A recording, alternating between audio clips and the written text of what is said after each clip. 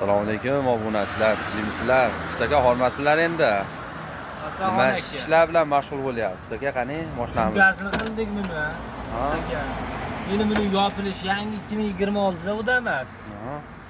Bu yopilishi yaxshi bas.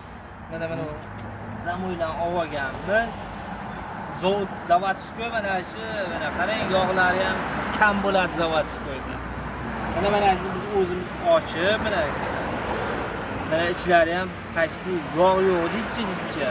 Buni chiroylab ichini to'la qilib yog'laymiz. Regulyatsiyasini qilamiz. Bog'larini. Yopilishi moshli bo'ladi. Mana o'rtalardan mana yoqsirayapti yangi mashinaning ahvoli.